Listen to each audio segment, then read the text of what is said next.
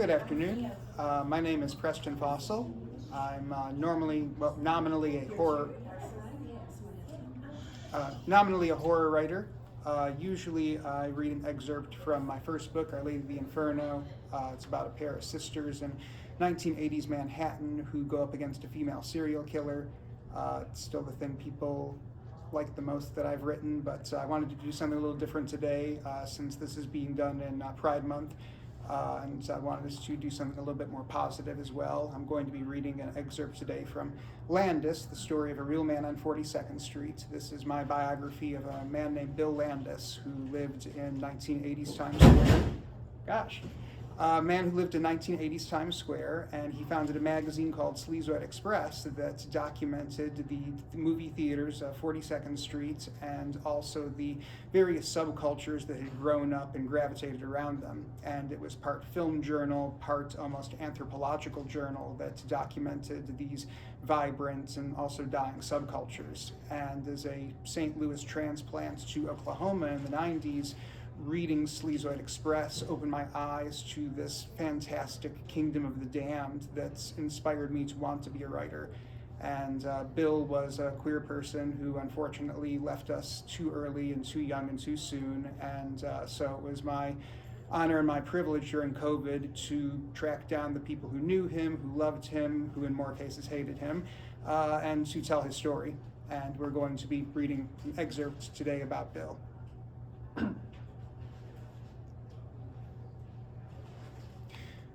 Ghosts of Times Square. The dead speak, but we as a people have forgotten how to listen.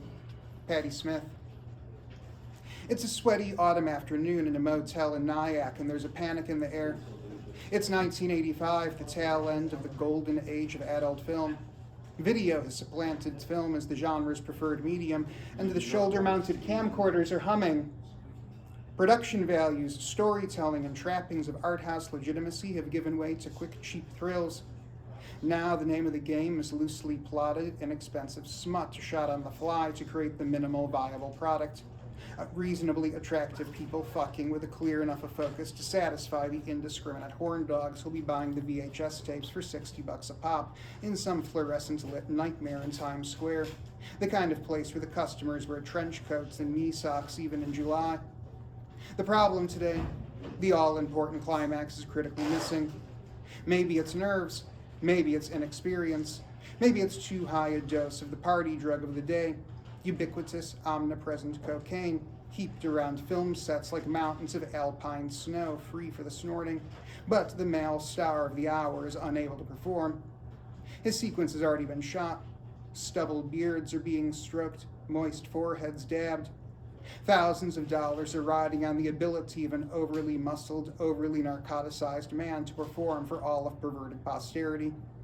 The clock is ticking. Our leading man can't be counted on any longer. It's time to call in the ringer. Out of the shadows steps a man short in stature and swarthy of complexion. He looks boyish in comparison to his co-stars, doffing the oversized plastic sunglasses that swallow the upper portion of his face. His eyes bulge in manic anticipation of what's about to transpire. In short order, his shirts, jeans, and undergarments have joined the sunglasses on the floor in a costume change worthy of an oversexed Clark Kent. He is eager, he is willing, he is ready, and he is more than capable. He is a man of many talents: writer, ethnographer, critic, historian, IT guy, porn star. His name today is Bobby Spector. He writes under the name of Mr. Sleazoid. He was born Bill Landis. He is 26 years old, and he is one of New York's most premier stunt cocks. When the man on the video box cannot finish the job, Bobby Spector can. He has been in a dozen pornographic films since 1982, and he has done the job in every one of them. Over the course of the next 35 years, he will add husband, father, trailblazer, influencer, and grindhouse icon to his curriculum vitae. Today is his day. He will perform admirably. Hugs will be given, high fives accepted. Tonight he will return to an apartment on 14th Street, write a critical essay on a recent popular horror film, and spend the rest of the evening in a cocaine and heroin stupor. Before the decade is over, he will codify an entirely new school of cinematic journalism. In another 2 decades, he will write one of the definitive texts on exploitation film criticism. Before he is 50, he will be dead. Bill Landis is a ghost. He haunts not just the fabled 42nd Street that he chronicled at both its apex and nadir, but the halls of journalism itself. His spirit manifests in fragments. A cautionary mention here is a source of unlikely inspiration. A shuddering anecdote there starring Bill as a malign presence whose malice still looms large over the lives of those survivors of the deuce who are still left to tell the tale. Bill Landis haunts me. It was his book, Sleazoid Express, written with his wife, collaborator, and muse, Michelle Clifford, that gave me my first introduction to grindhouse cinema. Peeling back the curtain on an entire subgenre of film and subculture of film goers that continues to influence and impact me as a creator almost 2 decades after I first entered Bill's realm. For a teenager growing up in rural Oklahoma in a small town still inhabiting the Reagan age 16 years after it ended, Bill's and Michelle's words were nothing short of a revelation. I had rented Heartbreak Motel, the more artistically minded producer's cut of Poor Pretty Eddie, sight unseen, and was both scandalized and fascinated by what I had just watched. Where had it come from? What did it mean? Those were the questions I wanted answered when I Googled the film One Frozen Oklahoma Day in 2004. Among the first hits I got was an Amazon link to Simon & Schuster's Sleazoid Express, a mind-twisting tour through the grindhouse cinema of Times Square. I eagerly ordered the book, and I was not disappointed. It was the window into a forbidden world every adolescent growing up in one of America's lost backwaters dreams of. I was no longer in Oklahoma. I was on the Deuce, inhabiting an entire ecosystem of the damned that felt more familiar and comforting to me than my Rockwellian surroundings. Bill Landis made me. Without his writing, I would have no bylines, no books, no awards, no me. I owe my life's trajectory to Bill Landis, and when I finally went to offer him my thanks, he was already gone. Since his death in 2008, I have tried to learn about the man who set me on my life's path. Especially in the internet age, we can be so profoundly touched and guided by those we have never met. I wanted to know about the flesh and blood human being behind the words responsible for where I had ended up. But Bill Landis is a ghost. There is no comprehensive biography of him. In the wake of his passing, he left behind a scant IMDb bio, a few obituaries of the sincere and sarcastic variety, an extensive pornographic filmography, and a body of work that remains largely out of print for reasons that have as much to do with the legal as they do the esoteric.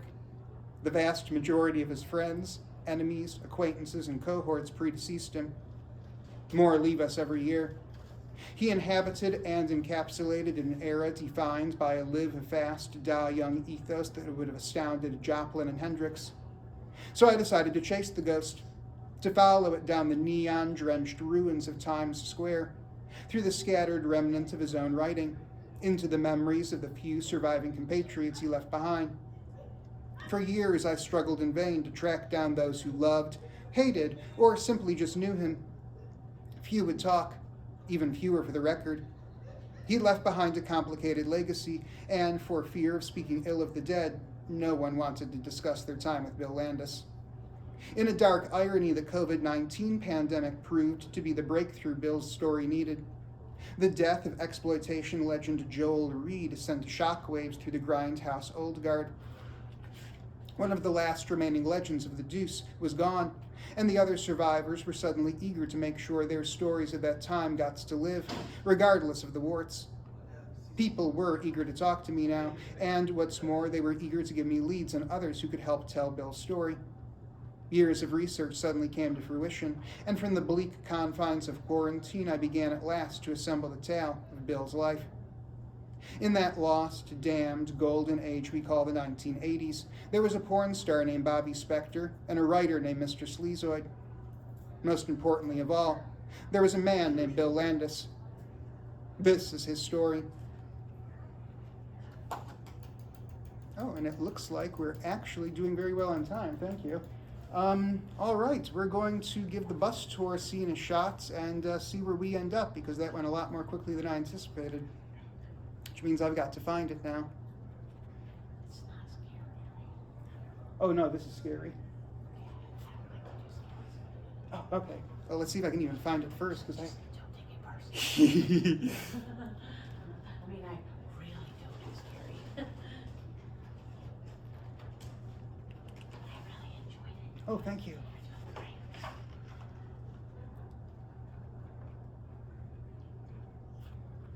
Was reading Sleazewed Express that made me want to write this book, that made me want to write a story set against the backdrop of 1980s Times Square. Prior to Our Lady the Inferno, this was my first published book. I'd written several trunk novels that are never going to see the light of day, but none of them were thrillers, none of them were set in Times Square. I did a Depression-era story because I read and then watched the film adaptation of Ironweed and was also obsessed with all things 1930s when I was in high school and college. Then a road story that was just my teenage romantic clef fantasy of getting out of Oklahoma. And then a very Grindhouse-inspired 1970s story set at a bar on the U.S.-Mexico border.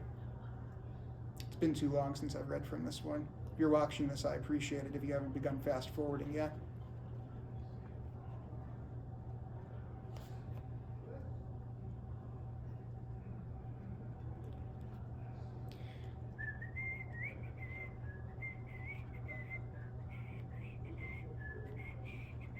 And if you're captioning this for any reason, that was Summer Samba by Walter Wanderley.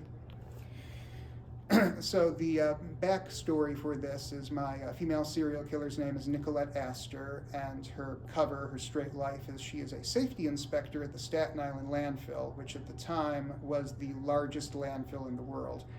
And she normally is able to slip under the radar because she doesn't have to have a lot of human interaction there, but due to institutional sexism, she has been tasked with leading a school bus tour from a New York girls' school because she's the one woman in the office. And so this very antisocial serial killer is about to be forced to play nice and give a school bus tour of the Staten Island landfill. And like I said, we're going to see how far I get on this with the clock. Nicolette knows she will be expected to be presentable when conducting the tour, so she is sure to wear her best outfit and her father's watch. Her best outfit is a red double-breasted jacket with matching capri trousers, stockings, and a white blouse lightly starched and buttoned at the neck. The watch is made of gold, with a single diamond at the 12. Dressing appropriately has been one of Nicolette's greatest challenges. For much of her life, her own external appearance was a cipher to her. She dressed for the tactile experience of clothing, the right texture, the right degree of tightness against her flesh. Among her first experiments in observation and mimicry came following an initial job interview. Her college grades were impressive enough to secure her the position, but the outfit she had chosen of jeans, a starched flannel shirt, and duck boots was off-putting to the interviewer. She had said, "If we're going to keep you around, you need to look like you belong in the office and not rolling around the mounds with the boys." That evening in her apartment, she had had a revelation. In the week before her first day of work, she began going to a nearby bar frequented by businessmen and women from local offices. The crowd was overwhelming. It was lit a dim but wise shade of Aurelian that made the crowd bearable. She watched the women and made several notes on cocktail napkins. She observed the frequency of dresses and the frequency of suits. She kept a running tally of what colors of dresses and suits the women wore. She tracked the styles of shoes and in what colors they wore them. At the end of the week, she developed an appropriate formula for determining the best wardrobe with which to begin her career. A skilled tailor aided her in maintaining the proper tactile stimulation. Though she remains oblivious to it, the endeavor made her the best-dressed woman at the landfill. 2 years ago, it came to Nicolette's attention that women had begun to emulate the appearance of Diana, Princess of Wales. It was with no small degree of pleasure that Nicolette began to emulate her too. This only improved Nicolette's sartorial standing at the office. As the descendant of a queen, Nicolette feels it appropriate that the world looks towards royalty for influence.